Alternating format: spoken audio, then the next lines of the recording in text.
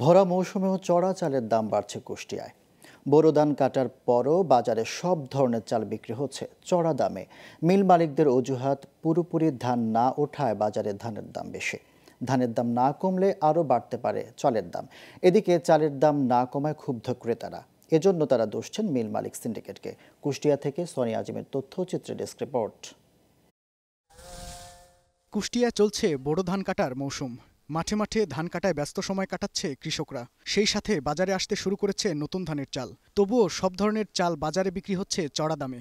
এর মধ্যে সরু মিনিকেট চাল বিক্রি হচ্ছে প্রতি কেজি ৬৬ টাকা, কাজললতা ৬২ টাকা, আর মোটা ২৮ বিক্রি হচ্ছে ৫৪ টাকায়। খুচরা বিক্রেতারা বলছে প্রতি বছর নতুন ধান উঠলে চালের দাম কমে, কিন্তু এবার এখনো কমেনি চালের দাম। নতুন চাল কম দামে পাবো এই আশায় আমরা অপেক্ষা করছিলাম, কিন্তু এবার একটু ব্যতিক্রম দেখছি। এবার দেখছি যে অন্যান্য বারের তুলনায় চালের বাজার অনেক পরিস্থিতি সম্পূর্ণ বিপরীত। জমি চাষাবাদই করতে পারছে না, পানি নাই, ঠিক আছে। আর বাজারে যে ১০০ বস্তা ধান উঠছে তার কাস্টমার হচ্ছে ৫০০ বস্তার। আমরা আশা করছি যে ধান কাটা যদি শেষ হয়ে যায় তে চাউলের বাজার অনেকাংশে কমে আসবে। ভরা মৌসুমেও চালের দাম না কমায় ক্ষুব্ধ নিম্ন ও মধ্যবিত্তরা। এর জন্য তারা দুষছেন মিল মালিক সিন্ডিকেটকে। এখন চাউলের ভরা মৌসুম, ধান কাটছে, গৃহস্থ ধান গোলায় ভরছে। এখন যদি চাল ৬০ টাকা কেজি হয়, ৭০ টাকা কেজি হয়, তাহলে চালের দাম কমবে কবে? আমাদের তো না বিশ্বাস উঠে যাচ্ছে।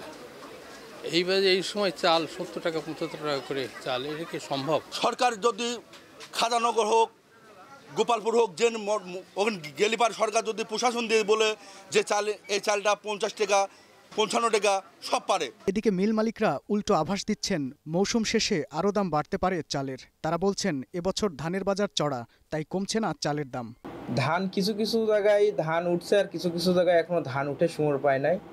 এগুলো ধান বাজারে আসার মতো ওরা গুছায় উঠতে পারে নাই। এগুলো যখনই সবাই কাটাকাটি শেষ হয়ে যাবে তখন বাজার আমদানি হবে। আমদানি হলে পরে ইনশাআল্লাহ বাজার একটু নিয়ন্ত্রণ হবে, আমরা আশা করছি। কৃষকের যদি মালের দাম যায় তো বেশি, তখন তারা চাপ সহ্য করতে পারলে তখন আবার দেখা যাবে যে একটু বাড়বে। দ্রব্যমূল্যের ঊর্ধ্বগতির বাজারে চালের দাম নিয়ন্ত্রণ করতে না পারলে বিপাকে পড়বে নিম্ন ও মধ্য আয়ের মানুষ। তাই চালের দাম নিয়ন্ত্রণের দাবি তাদের। Global television news desk.